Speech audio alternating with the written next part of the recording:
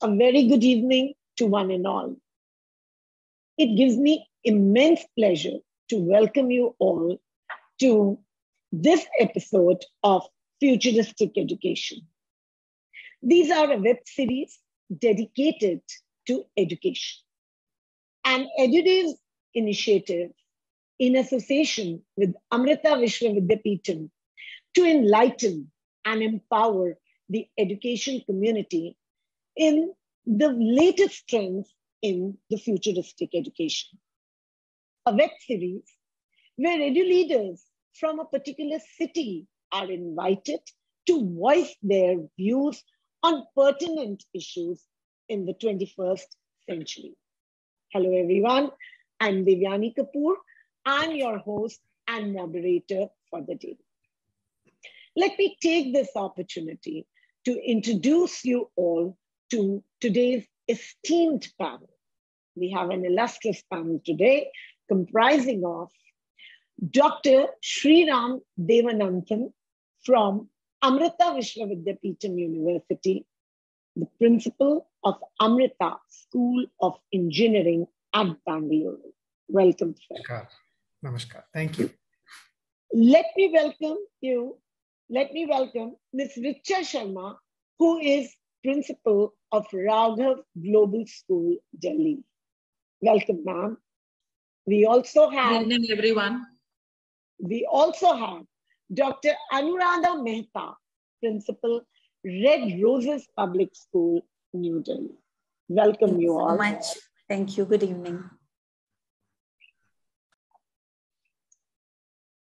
In a great essay, which I was reading, called Hope in the Dark, the author and activist, Rebecca Solnit, points out that inside emergency is emergence.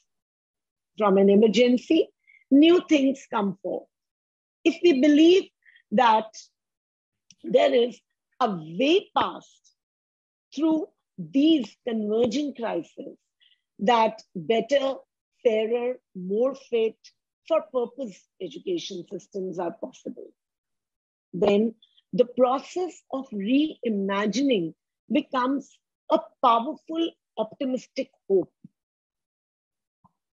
But hope just means another world might be possible, not promised, not guaranteed.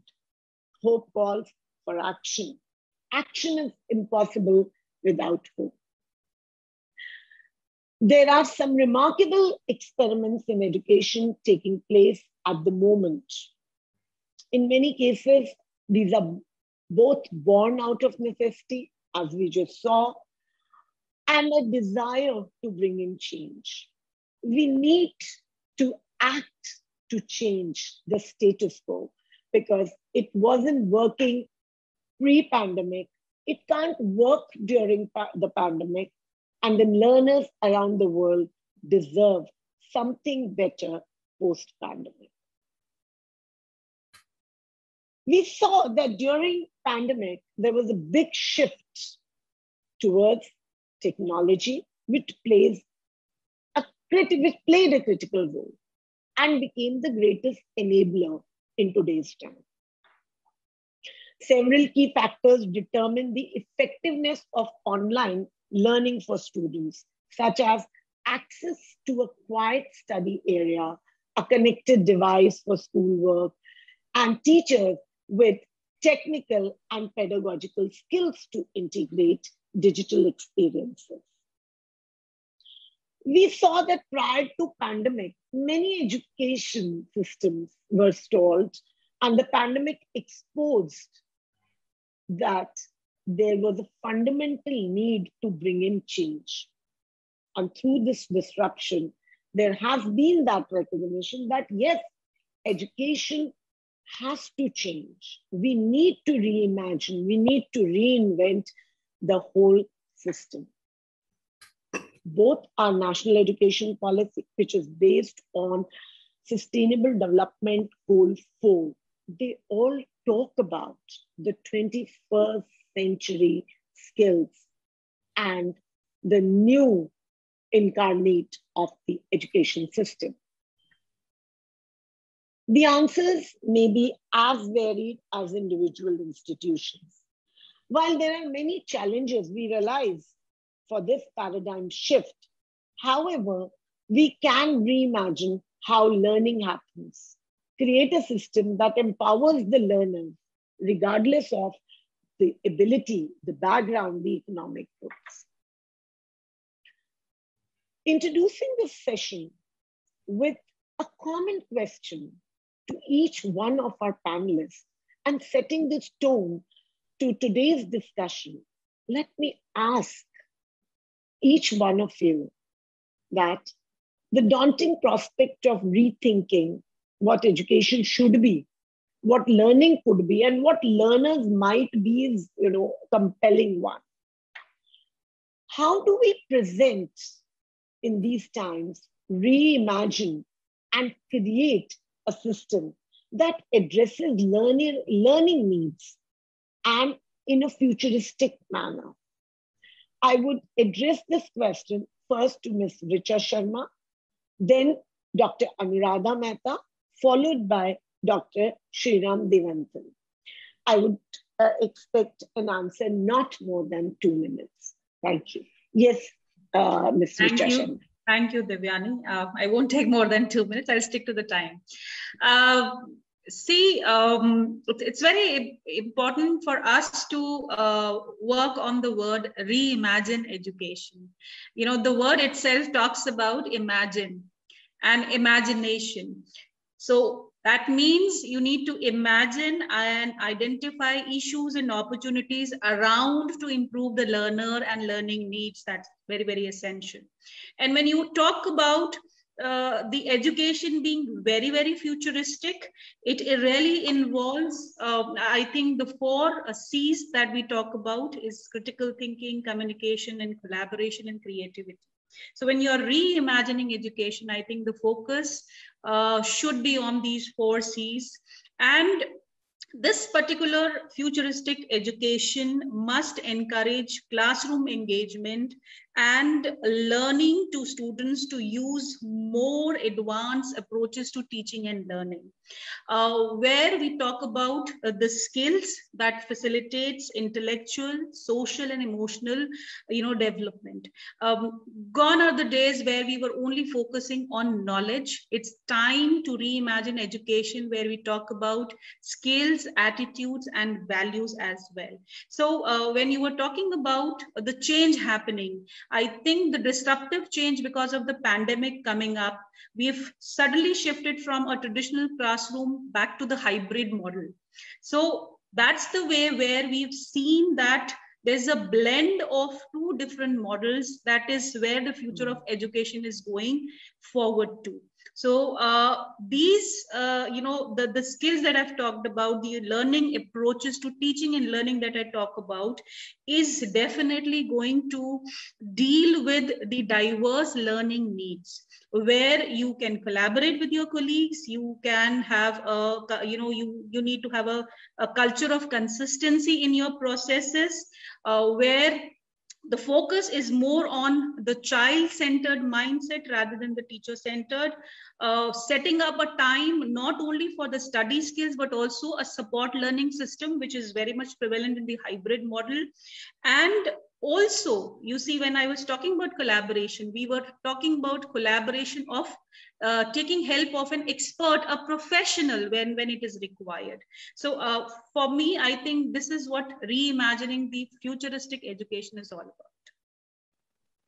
Very well said, Ms. Richa. And I think the crux is that to hone the new 21st century skills, we can't do without changing our pedagogical approaches.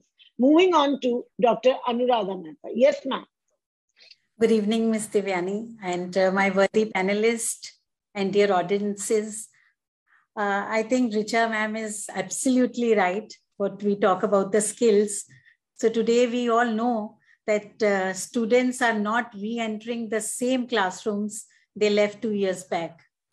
It's a daunting prospect, but also it's an opportunity to reimagine learning and modernize our education system for the 21st century. Education system has been an opportunity to reimagine and rethink learning, to equip students with cognitive, creative, emotional, and physical skills, like ma'am was just talking about. And it is required to navigate the future in this wake of COVID-19. And not every child can get online, and not every school can be open safely. Therefore, innovative learning solutions should be created with local communities and parents, which is very important now. And also we should give teachers the digital skill and knowledge for better adaptation to the new normal. And there is no better investment than education to safeguard the future of next generation, which is now very important. And we have witnessed that educators and parents stepping up and embracing this new learning environment and tools. And we have seen the power of both playful and engaging approaches to stimulate learning and skillful development. So let's see and wait what happens next. Thank you. Absolutely. Absolutely. Thank you so much, Ms. Anuradha. I think very well said that it's important if you want the learner to become a lifelong learner. It can't be just about content. You have to empower him with cognitive, emotional, creative, problem solving, such skills. And to empower them with such skills, we need to prepare our teaching community as well. Thank you so much. Over to you, Dr. Sriram. Yes. Thank you, Devyani ji, and my namaskar to the fellow panelists as well. Thank you for your insightful comments, which have given a wonderful start and tone to this whole session. So I want to bring in a perhaps slightly philosophical perspective here. Now, one of my favorite quotes in the context of education is this from Mark Twain, who said, "I have never let schooling interfere with my education." And so I want to make a connection between this particular statement and the context of the school education and college education in India and abroad. What I see is that if you look at the educational experience of most students, whether it's in school or in the university stage, what is the enjoyable part of their experience and what is the not so enjoyable part of the experience? If I may even be so bold as to say, what is the slightly scary aspect of their experience? And the answer to the latter part, the slightly scary part, the one that causes anxiety, is examinations. I think this is a common experience for everyone. The enjoyable part, if you ask them, I think the answer is also clear. The playing, the socializing, the playgrounds, friends, and so on. And those memories last a lifetime. The exam memories don't last a lifetime. So now, if we ask, where are we giving more emphasis? Is it to the enjoyable part or to the not so enjoyable part? I think we know the answer. We seem to be giving more emphasis to the not so enjoyable part. So if we do that and we expect that the students would shine, I think maybe we need to think about this is where the idea of reimagining comes in, perhaps. Because if we say something is like a engineering and a re-engineering, there is an assumption that perhaps the imagination that is currently existing is not adequate or sufficient in some way. And so that is why we want to redo it. And so if we have to look at it from that perspective, then in what way do we improve that imagination? And the answer to me, it seems, is it cannot be very successful unless we include a very important section of the community, and that is the children themselves. Children have fantastic imaginations. And if we are going to dictate to them how they are going to learn, which I think we have been guilty of doing for a very long time, is it possible that we can actually include them in the design of the education experience, the education delivery? I think the answer is yes. And I think that is where I think we can reimagine. We have to be thinking along new directions now as to how we would actually do it. But I think our children are the biggest stakeholders in this, and I think they need to be involved in the design of the educational experience. Thank you. Yeah. I think so beautifully put it and so beautifully began with the quote of Mark Twain. And very well said, when we talk about imagining education, we talk about keeping the child at the center, we need to collaborate with them. We are talking about collaboration as a 21st century skill. Why not collaborate with them and then make them as stakeholders and then reimagine education and do away with the quote, that I was born smart, but schooling made me dull, or education made me dull. This also brings me to my next segment. Thank you so much, sir. Where, we are talking about these lofty ideals, and we all know about progressive education, experiential education, and, what are the expectations out of education? We are very clear. And like from last few years, we've been very clear that, it's marks and grades or the potential and so on. Then why does there continue to be, such a gap between what we know and believe about learning and what we actually do in the classrooms? We are talking, when we deliberate and we talk about it, and then suddenly we go back to our classrooms and we are in that rut of marks, of syllabus. So how will that line become, diluted? So my next question to Ms. Richa Sharma is that, this kind of frustration where we see this gap, it creates a dichotomy. Why do you think? I mean, it's not how we tackle it, but my question is, why does this happen? We are all very aware. But the moment we go back, why is this happening? I believe that, it's ingrained in the system that we generally prepare our students for the standardized tests. We associate ranks and grades to the successful achievement of learning. In fact, I would say that we encourage assessment of learning rather than assessment for learning. So that's a difference, that we need to understand. And why I say it's ingrained in the system, and the system obviously, comprises of all the stakeholders, the parents, the children, the management, and the teachers as well. So the shift is really difficult. Not impossible, but I said that we must understand the difference between assessment of learning and assessment for learning. Now, so far, when children know, and they generally know only for those particular grades and attempting the standardized test that we are taking, that is where, there is a gap between knowing and doing.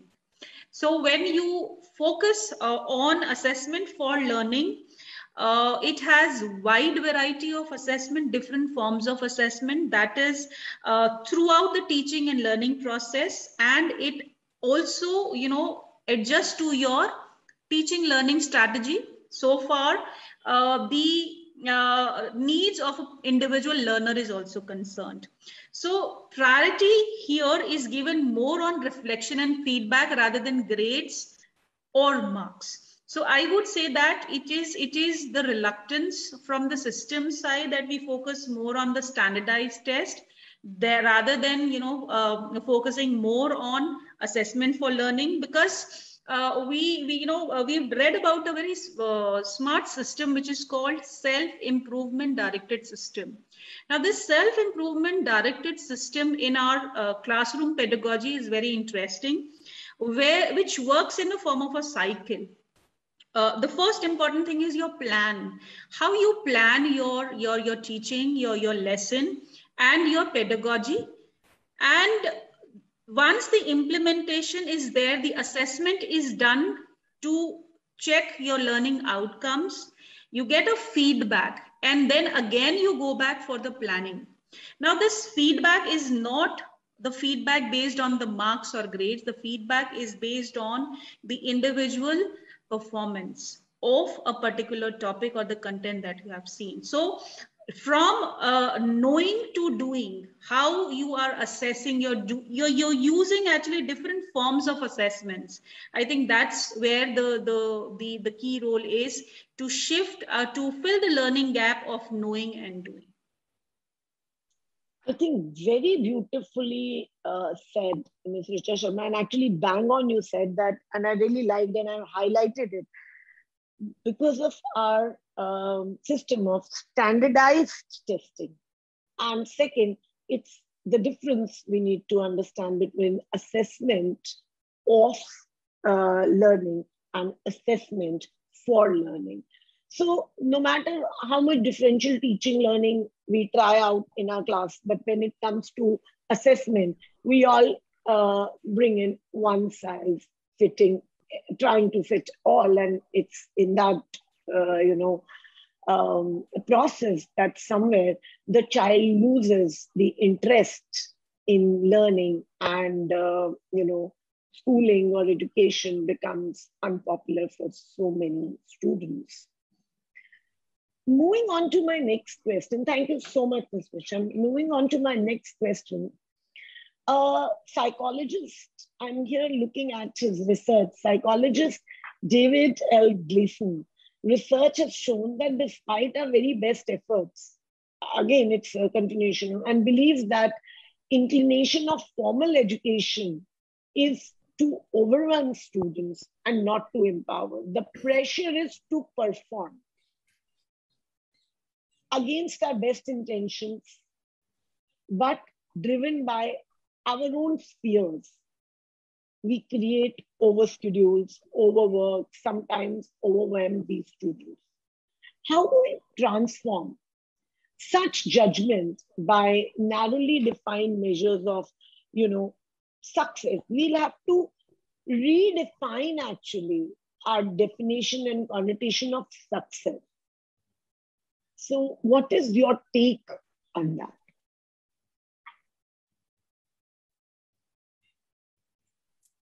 Devyani ji, is this to me or to Anuradha? This is to Dr. Anuradha Mehta. Okay. I was waiting. Okay, thank you so much. Very, very interesting question. I think let's imagine a typical day in a student's life. It is filled with many activities. After school, many of them have to rush for their tuitions. And if this isn't enough, they have their extracurricular activities like dance, painting, music, sports. And education today, what I see is one size fits all. So in its rote learning, mugging up of facts and concepts, they are encouraged. There is also a compelling need to excel in academics. Stories of successful students securing high ranks, having great salaries often make the headlines, creating a certain perception among students. So these constant images add up to the fear of failure among them, and the pressure is directly reflected through lack of performance and motivation among the kids. So the performance of students, especially of 12th grade, we have seen that it determines on the choice of college or university they are going into, and they will get admission only when they're going to compete in their exams and the competition is fierce. So self-worth of a student, I think it is determined by the academics nowadays and the grades, and not on the basis of individual qualities that they already possess. So parents try to get rid of, we have seen cable connections, and earlier it was internet, so that their children could concentrate more on better grades. So I think as an educator, I find it very unfortunate and unacceptable situation we need to find out the ways and means to change it. And I think all of us realize that formal education does not empower students, and it just gives degree. Skill-oriented courses should be introduced to self-learn and to earn their own living and become self-dependent. Apart from learning theory, hands-on experience is very important. We have seen nowadays that when it comes to environmental education, in natural environments only it is possible, which claims to connect learners to nature and its elements in a manner that is elusive to formal education, which is occurring within classrooms and laboratories now. So teachers, being the real influencers, they can play a pivotal role in bringing the desired change. And they can plan their lessons in such a way that arouse the learners' curiosity and prompts them to dig further into the topic. And NEP 2020, as such, we all know it also talks about experiential and art integrated learning to enhance students' thinking and problem-solving skills. And the onus lies on the educationist and the teaching fraternity so that our children leave the school as lifelong learners, which is very important. And in the end, I would like to say that one of the basic aims of education, which Sir just now said, is to prepare the learners to earn their livelihood. Industrial training and development of manual skills and handicrafts as subject of education should be integral part of the curriculum. And we definitely need to reimagine and reinvent vocational education at school level. So this is my opinion. Thank you so much for, making our viewers abreast with the kind of gaps that exist. And I too feel that sadly, it has been, our education system has been testing and focusing more on memory rather than, intelligence. And however, if we go by it and if we take national education policy as a Bible, it's a beautiful and a robust document which actually gives you the roadmap to create students as lifelong learners by, as Anuradha just said, honing critical thinking and problem-solving skills. These are the two very, very, important skills that any human being needs to have, and it's best to nurture our students and equip them with these skills. Thank you so much, Ma. Moving on to Dr. Devanthan. Sir, as I just said, talked about the national education policy, I feel that if we want our students to become learners who can, thrive in turbulent, challenging times, they can apply critical thinking and come out with newer solutions, that will bring in a change. But again, as I said, when we talk about reimagining of education, so that will be what is important or relevant that has to be taught. Then how learning can be fostered. What are those learning spaces? How can we best utilize them where learning can happen at its best? And then for me, very important is to redefine how we measure success. Now, could you please suggest some steps, action-based steps that would lead to, in your classroom, to our listeners who are our educators, suggest some steps that would lead to, this deep learning of, and they could create meaningful learning spaces which benefits the students. Thank you, Devyaniji. You have given me a very tall task indeed, and something that has to be communicated in a few minutes. No, you can take more. So first of all, I want to piggyback on a couple of things that my fellow panelists have stated. One is the word ingrained that Richa ji had used. Very important, I think, for us to keep in mind. And then associating that with some of the gaps that Anuradha ji has mentioned. I want to keep that in mind in framing my answer.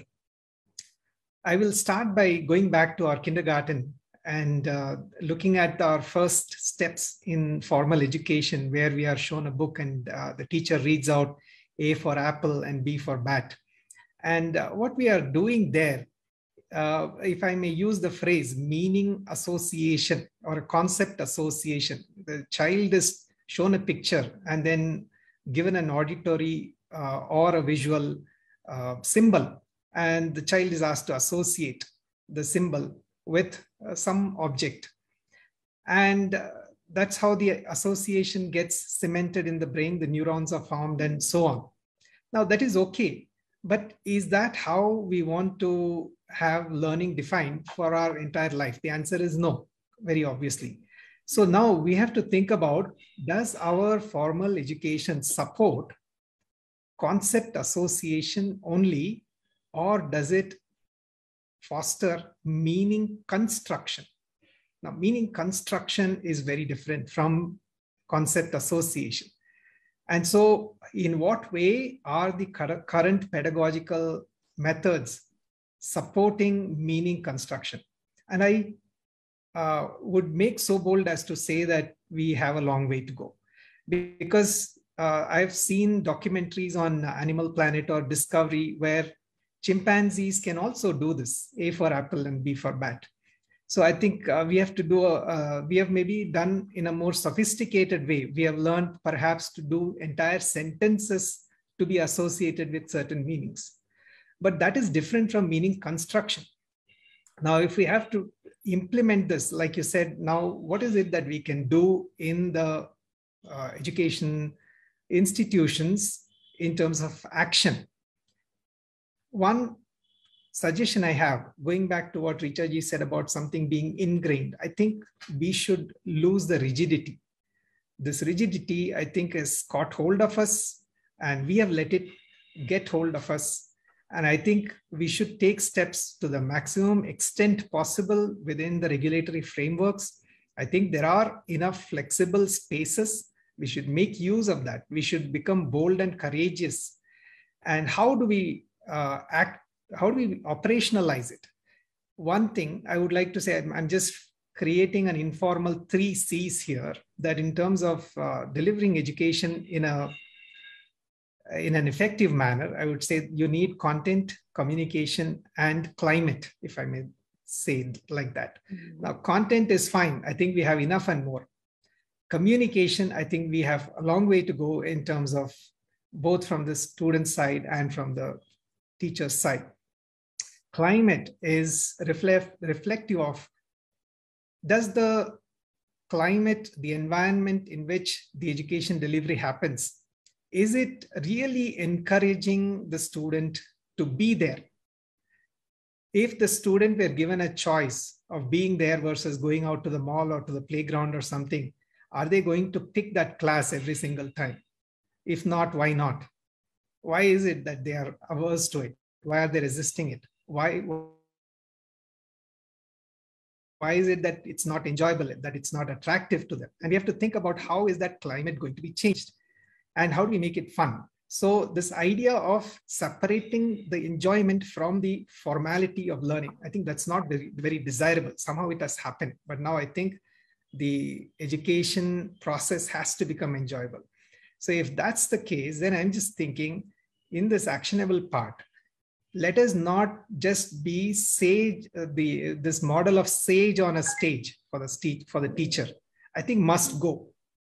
So can we embrace in a very courageous way co-creation of knowledge? Instead of just saying, I have these people in front of me, I am delivering. It's not like that. Let us co-create. If it's a history lesson, how do I communicate to the students that there are multiple perspectives of history? Just because I have an NCERT textbook doesn't mean that it's the truth. How do I get them to create representations of the facts of history itself? How do we co-create that? If it is mathematics, maybe there are multiple perspectives, one from modern, one from Vedic, and so on. How do I co-create? How do I stimulate that interest? So in that sense, I don't have to have the pressure as a teacher that I must know everything, that I'm a sage, an omniscient sage. No, let me be humble and say we'll co-create. Same way, from the student's perspective, let there not be pressure, let it be fun, and let it be perfectly okay for them to say, I don't know. And so that comfort level should come so that then it becomes fun, it becomes enjoyable in that. So my thought is that somehow we must lose the rigidity and bring in the climate that makes it absolutely fun. And if it takes a combination of playing while learning, absolutely, let's do it. Not just in kindergarten, not just in the nursery, but even in university. Thank you so much, Dr. Devananthan. And I think bang on, our panelist has satiated enough to our viewers and educators, telling them, go beyond the rigidities. Discuss with your team, sit with your principals, heads, and go leave the structure, go come out of that structure. To the educators, it becomes important. You don't have to wear that hat of I know all. Co-creating, collaborate with your students. That's the first skill. And instead of becoming a dispenser of content, orchestrate knowledge with your students. I think beautifully said, sir. And especially the 3 C's that you've talked about, the content, climate, and communication. I'm sure our viewers who are educators would have made a note of it and would implement it in their classrooms. Thank you so much, sir.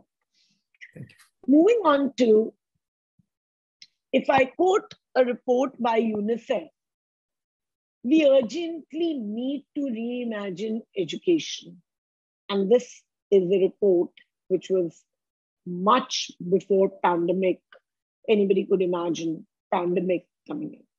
But then we were all pushing it. The report does talk loud about problem solving, creativity, critical skills, etc., that we've been. My question to Dr. Anuradha Mehta is, how can we make, and you can build upon, pick your answer from, build upon Dr. Devanthan's suggestions, how can we make this a possibility, especially in India, which is a young nation in terms of, it is a young nation and demographically. So how do you think this can become a reality, this reimagining of, though the size of the demographic size is very big, but the advantage is that we are young. And another 5 years, a major chunk of our population will fall into that category. But we are defeated by our demographic structure, demographic figures. So how do you what are your suggestions to it? Thank you, Devyani.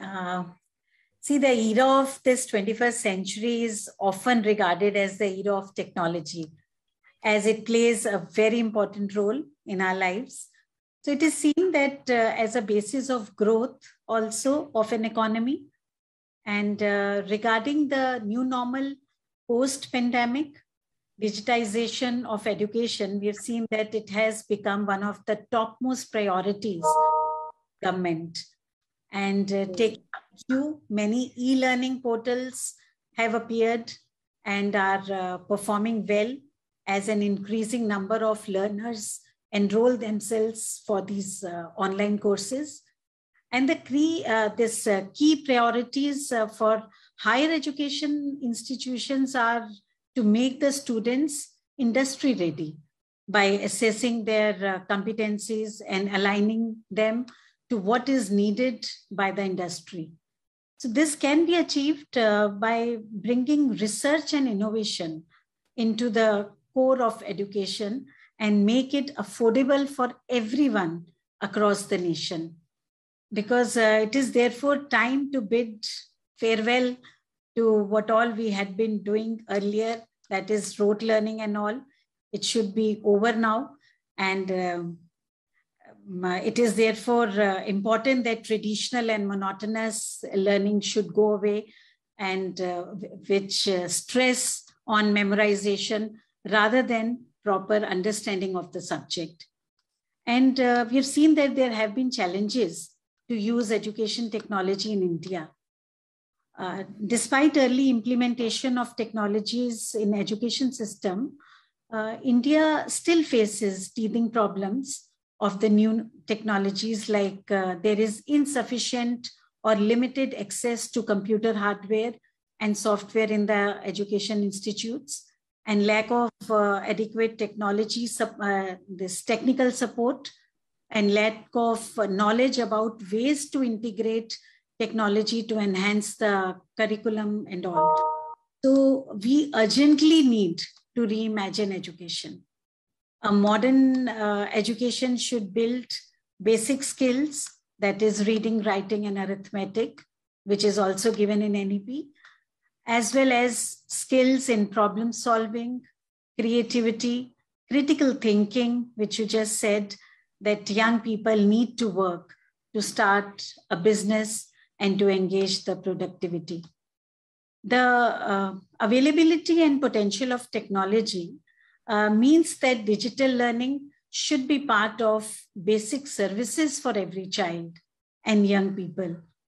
And one such example of using technology, it had just come to me that a technology visionary tells the story of how, when his grandson was 3 years old, had a passion for dinosaurs. So his parents bought him lots of videos about dinosaurs. He watched them over and over again. And you will not believe that before he could read, he learned much more about dinosaurs than we will ever know. So there was another story also of a 15-year-old who began giving legal advice on a website called askme.com, where a variety of self-appointed experts, they provide answers to the questions from people around the world. So this boy had never read any law book, but he loved the law and had watched many TV shows involving legal matters and searched interesting topics on websites. So his answers were straightforward, and so people found them more helpful than those by many lawyers on the site.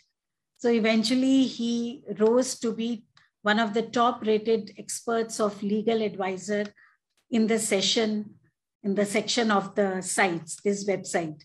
So we see that in the modern education, people around the world are taking their education out of school into homes, libraries, internet cafes, and workplaces, where they can decide what they want to learn, when they want to learn, and how they want to learn. So these stories challenge our traditional model of education as learning in classrooms. So I think these new learning niches use technologies to enable people of all ages to pursue learning on their own terms. So this technology motivates students to learn. They look forward to having time on their devices to explore and learn things through websites, videos, apps, and games. So students can have fun at the same time, and they can learn also, which helps them stay engaged with their material. So technology can represent education in ways that help students understand latest concepts and ideas. So in this world facing a learning crisis, I think digital learning should be an essential service. Thank you. Yeah, thank you, ma'am. And when you were speaking, I was just listening and thinking about that. Yes, and a very, very inspirational and motivational story. But most of the time, when we are two things, when we are on an online learning mode, it's very important, as I always use this term, that to empower children with the art of discernment, because often on their own does more harm than good. So yes, exceptional cases are there, and hence they become case studies.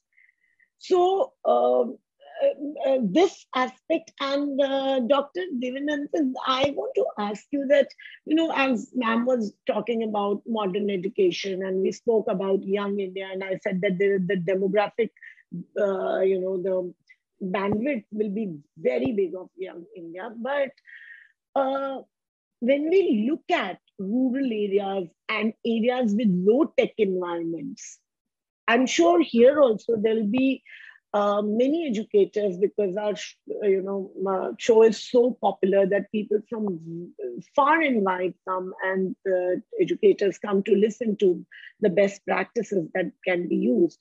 So how do we engage children in learning on a very large scale, especially in rural and marginalized areas where everybody has a smartphone, everybody has got mobile phones. So when we talk about technology integration, it becomes very challenging, because when the child is in the class, he is under a mentor, under a figure, educator. That is where you were talking about a sage on the stage.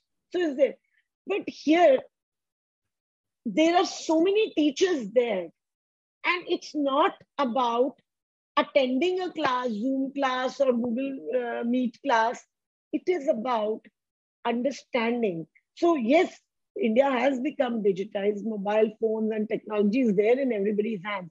But how do we ensure and engage children in that purposeful learning? Let's now look at the other side as well. We've spoken about progressive schools. We've spoken about big and niche aspects. Let's just come on the grassroots level. Ji, Dr. Thank you. My first thought is there is no one single answer, nor would it be a simple answer or a simple solution, but I think we would have to try many different things. I think our country is not lacking in brains. There are brilliant people in our country. We are blessed with that. But I think we need to now take advantage of the flexibility that NEP 2020 has brought us. And I think it's only going to get better. The flexibility will increase. Now, let me make it a little more practical and actionable, some suggestions. One, NEP 2020 has introduced the idea that modular learning is one, acceptable, and that it is feasible. So now in university education, of course, they talk about the idea that, you could have someone studying for a couple of years and get a certificate. They study for 3 years and get a diploma, study for 4 years and get a degree and all that. That's very well. But I think it can go even more modular than that, because as you mentioned, if we have to really scale up now and reach across all corners of India to all remote locations, you have to understand the people there. They may not have the same kind of flexibility in terms of learning and being able to free up their time for 3 years, 4 years, 10 years, whatever it might be. And even during the course of a day, the children there, they may have their own specific household duties, which are absolutely essential for running the household. Even if they make a few rupees per day, it's very important there. And they cannot be pulled away from it. If you pull them away from it, you are pulling them away from the education also. And so now we have to look at how is it that the environment itself is thwarting or creating an obstacle for building resilience in the community. And the answer is that we need to give more flexibility. So if we provide some modular learning capabilities where we say that the students can put in this many number of hours, they come and get themselves tested at a certain time when they are ready. This system is already present in Eastern Europe. In Russia, for example, they do it. And so I feel that this is very important. This kind of modular learning gives more flexibility. It's okay if they take a little more time, a few more months or years, it's fine. We should not be too rigid that by the time they finish their 10th, they should be this age and so on. I think that rigidity should be reduced. The second point is that somewhere I think we have made a mistake of this dichotomy of professional education versus vocational education. And unfortunately, it has led to a lot of stigma, and it has led to a lot of differentiation in terms of the financial remuneration as well, the status in society and so on. So for example, looking at a plumber, an electrician, a carpenter, why is it that they seem to be ascribed a lower status? Why is it that they are ascribed a lower financial remuneration? That's because somewhere we have done this dichotomy. But then if you look at some Eastern European countries, they have very good counseling in school where they give the choice to the students, and there is confidence in them in guiding and advising the students, because they know that it doesn't matter if they choose the vocation or the profession, they will still do well in life because the system supports it, society supports it. Now that's something that we need, because if we then mix these two, if we are able to do that, number one, the stigma is lost. Number two, the industry gains tremendously from it, because today we find that many students have a degree, but then when the company hires them, they are not deployable. They are employable because they have a degree, but they are not deployable. And the company spends another year in training them and so much money. And so what's happened? Because they've not picked up that hands-on experience. And so the hands-on is rich in vocation, but unfortunately, it's not so rich in profession. So if we can bring a happy marriage between these two, I think the country can gain a lot. So this is the second one. And the third point I would like to say is that somewhere, this something that Amrita University has recognized and implemented, that it's not just about education for a living, but education for life. Yeah. I want to put it in a slightly different way, that when you look at higher education, HIGHER, now what is high and higher about it? We need to think about that, because today I think what it has become is HIRE, higher education. That means you want to be hired, you want to be employed. So what is high about it? And I think we need to ponder over this. So the aspiration behind education, has it been lost? Is the aspiration simply for getting hired? I think I'm hopeful that it is not just that. I think our country is a leader of the world, and I think we have had such lofty thoughts in the past. We cannot lose that. So surely we can do much better. It's not just the aspiration to be hired, but to go higher and higher. And so if we understand that, what we can introduce in the system is that along with the technical and the domain knowledge, one, we need to understand how they can see a connection between what they are learning and what they're going to do in future. One, either as responsible citizens, or two, in terms of their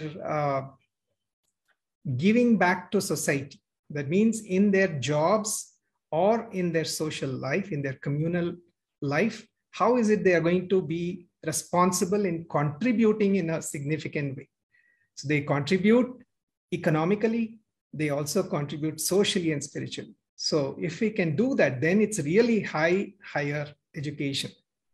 I think that connection has to be created while we are also teaching them the core sciences. Thank you. Thank you so much, sir. I mean, so much of insight into that how education in the 21st century has to be seen And we do realize that the purpose of education somewhere was lost as just becoming a tool for job provider instead of making them learners for life. Now, yes, the document, National Education Policy, does talk about, and it gives a lot of leverage where we can implement, as we were talking, instead of just being higher, we go higher. We actually aspire for, a better us. Now, things like apprenticeship, which used to be at one point way back, before getting a job, a person had to be an apprentice under a skilled person. Now that was lost because somewhere degrees, replaced them. And very rightly said, the person may become employable, but he then succumbs to the needs of the organization, and the organization spends a year training them, working on them, and yes, that is very important. But I want to also ask you, sir, that we are still battling, when I was referring to the rural and the marginalized areas, the areas where we are still battling with the back to school problems and dropout rates. What is your suggestion? Where children don't even complete their full, leave aside the degree courses. They don't even complete their schooling. Sure. I'll give a very brief answer based on an experience within our university. So we have a center that specializes on women empowerment through vocational education and training. This is focused entirely on the rural communities in India. And they have made use of modern technology such as haptics, kind of the way you see simulators for Sony, Wii, PlayStations, and so on, video games, where you can, you might be playing ping pong or table tennis. Now you hold this bat or table tennis racket in your hand. There is no actual ball, but you can feel the vibrations in your hand. So we make use of technologies like that to actually teach things like plumbing, carpentry, fabric painting, and so on to women across the country. And this has been hugely successful. We even taught them masonry and things like that, which traditionally nobody would ascribe to women in India. And now this has been successful because this is scalable. They don't have to come out of their homes. We go there to the villages. We set up a trailer or something. We set up there. We have the computers. We have the haptics equipments, the simulators. So it gives you the virtual reality training. When they get to a certain stage, then we bring in the actual experts. We might bring in a professional carpenter, a fabric painter, and so on. And then they just kind of move naturally because they have the confidence at that time. Now, this way, they are able to manage their household duties. They are not pulled away from their income generation or their household duties. They can still take care of their kids, but they still progress in terms of their education and learning. So likewise, if we can bring the education to the villages, I think we bring more flexibility. So they are not pulled out of their natural requirements in contributing to their family's income and all that, but they can still progress. Thank you, sir.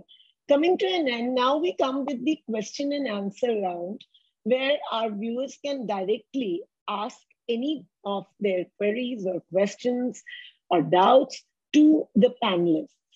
Do we have, Ms. Deepika, do we have any viewers who want to address any panelists with their queries?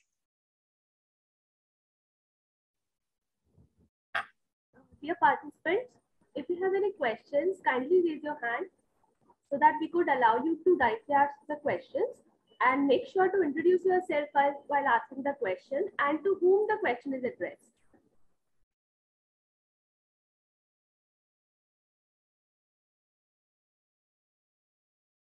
Meanwhile, I would want to announce Deepika, do we have, or can I just announce the winning question? Ma'am, Do we have?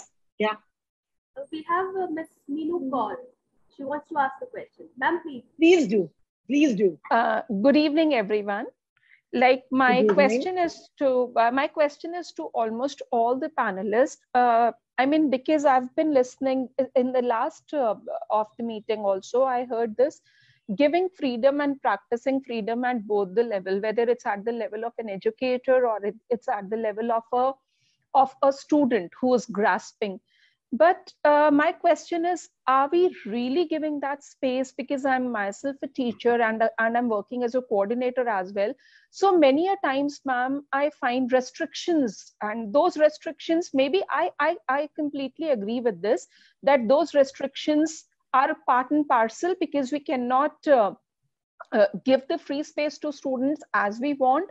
So is there any perfect solution to bring this problem to an end? Because yes, definitely, if education goes beyond the four walls, or if it is removed out of all the constraints and all, definitely it will bring out a positive and a like really a wide effect. But how to practice that? This is a question which worries me on and off.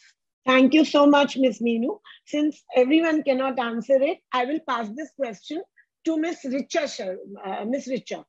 She can address this question. Thank you, Meenu Kaur. I would address as freedom, giving that freedom and space to children is very, very essential. And, I think if you plan your class very well, and the kind of learning approach you would like to address in your class, I think that is where the key to this freedom lies. So a very simple example, I would take it as think of having a design thinking learning approach in your class. Now, what are the key, ingredients here, the components here? The first one is, let children understand what are the challenges and opportunities around them.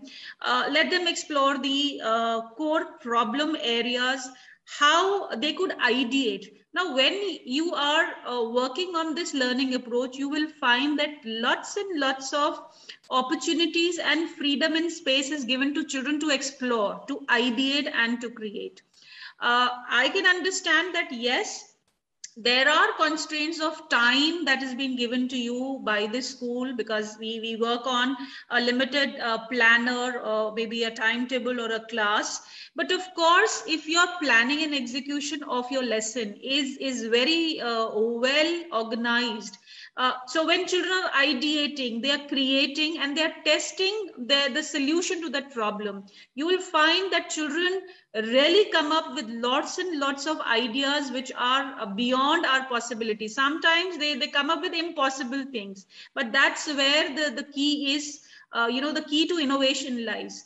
So I believe that freedom is definitely possible, and it's just our immunity to change, because again, the mindset that it's not possible in the class, it's not possible because we are planning for the standardized test, it's not possible because we have the constraint of the syllabus or the curriculum that we have to complete. But what I believe is you need to find those spaces in your curriculum where you can encourage freedom within the same curriculum, within the same syllabus that has been offered to you. And I believe it's possible. Thank you so much, Ms. Richa. I'm sure Ms. Meenu Kaur would have got her answer. Thank you so much, panelists. Do we have any other person, Ms. Deepika? Yes, ma'am. Yes. Mr. MD Zakat. Yes, sir. Yes, Mr. Zarkar. Thank you, Ma'am Devyani Kapoor, and thank you to your revered and respected panelists. Very, very nice deliberation this evening. My concern is that, well, when we talk of reimagining the whole of the education system, it's more of realigning the whole of the education system. And we know that whatever the contents, as Shri Ram said, that, well, we have to go for a sea change in content and in communication and in the second is environment. Climate. My point is that if we do not realign our present education system to the contemporary needs, then the society and the country in which we live may not grow. As you rightly pointed out, that it's more than 35% of the population which is a young population. And when we talk of this developing content, actually we derive the contents of the content from society, and then we in turn, when we are educated, we add to the content of the social curriculum there. My point is that unless and until we do not change the whole of the scenario, it's not that, well, we can address the problem here and there.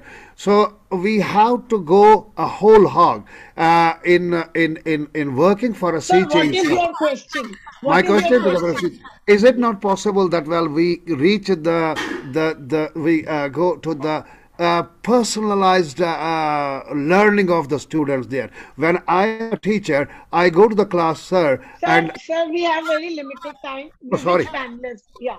Shri Sriram, I'll allow to listen it from Shri Sriram, sir. Yes, sir. So unless we go for the personalized education of the students, then I don't think that, well, any change is possible. Sir, your take on that, sir. Thank you for that interesting question, Mr. Zagar. First thought is that, personalization and mass scale delivery of education, it seems like they are at two extremes.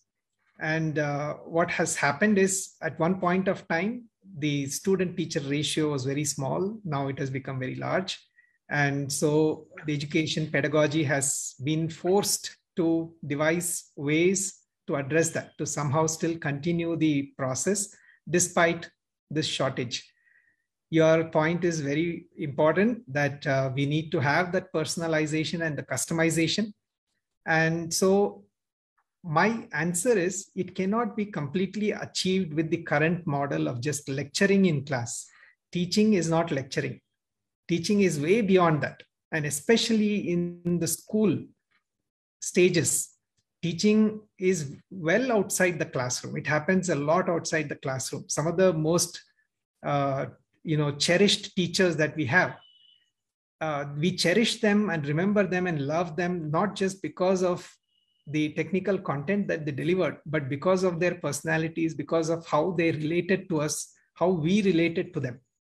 And so even in a class of 60, I've seen this magic happen, that if the teacher has that kind of passion and interest, that they really want to connect with each student, it is not that they are doing a mass production. They have a genuine, heartfelt passion and desire to connect with each student.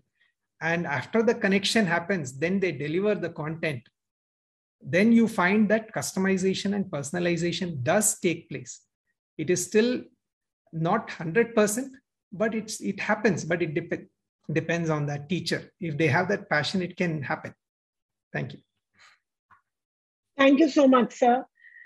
We now come to the end of this session, today's episode.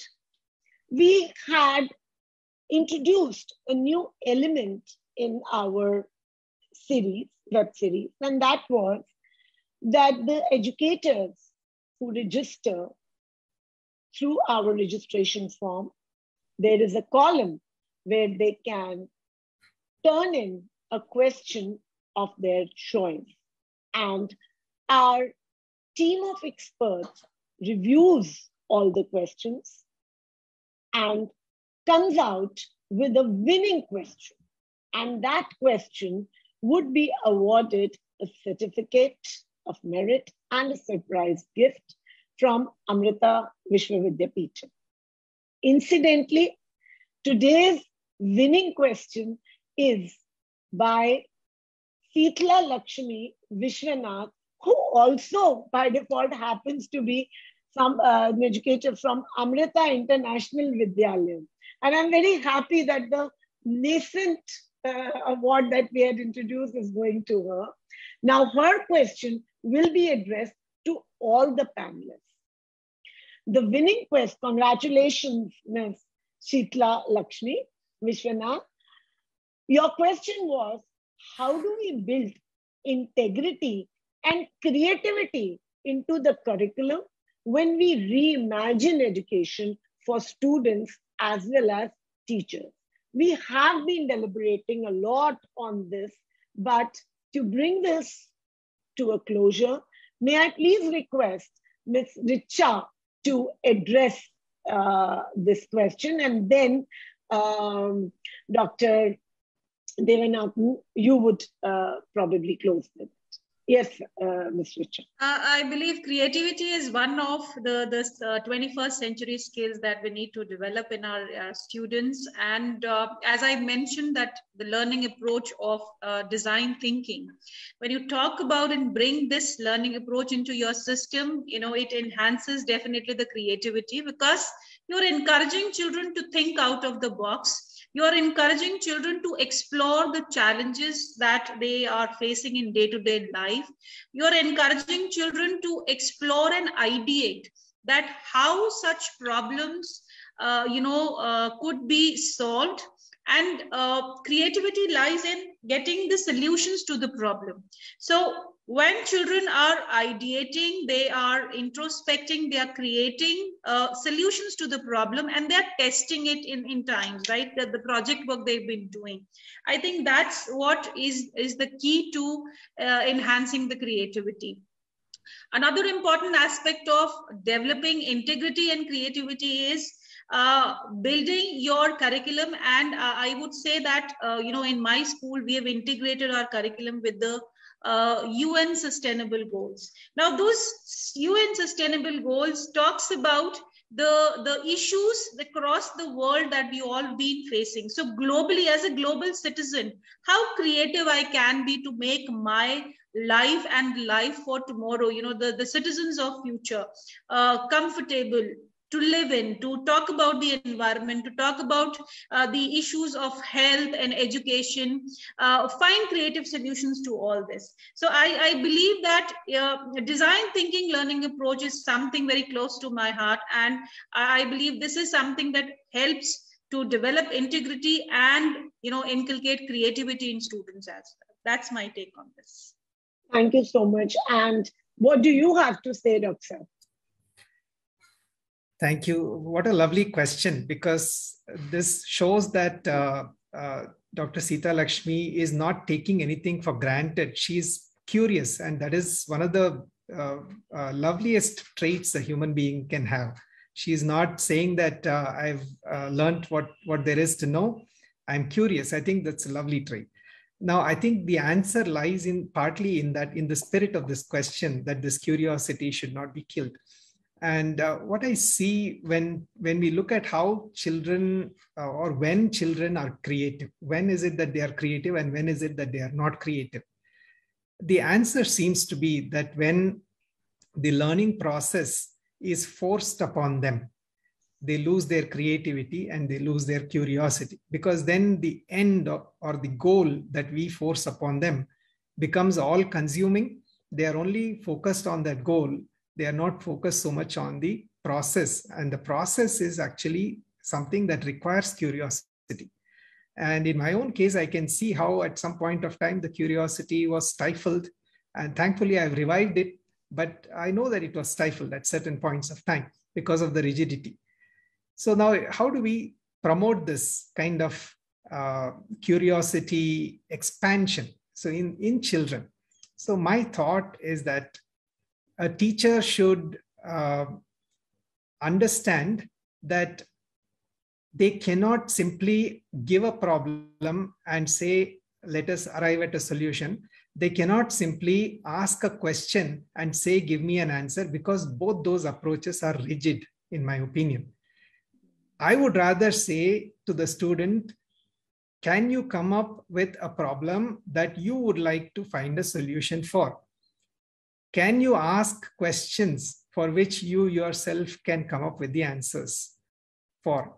So I will help you in both cases, but I give you the freedom. What problems do you want to tackle?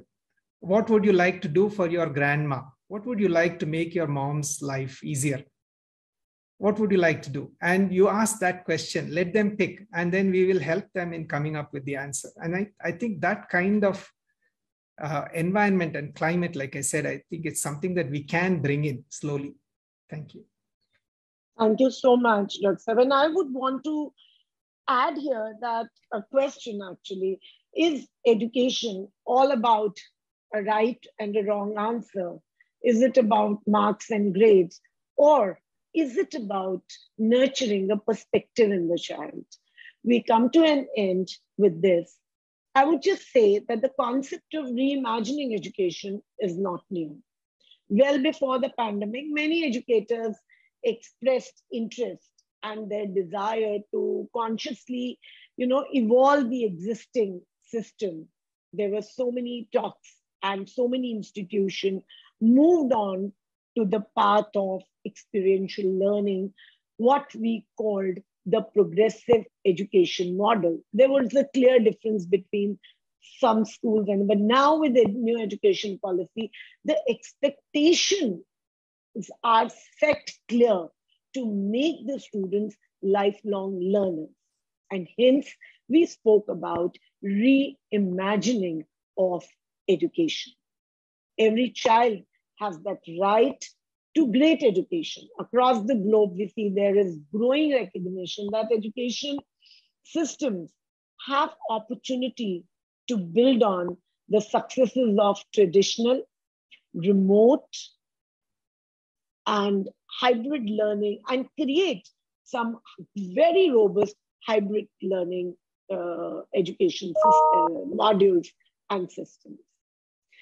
Thank you so much to all our viewers for being such great participative viewers and patient listeners.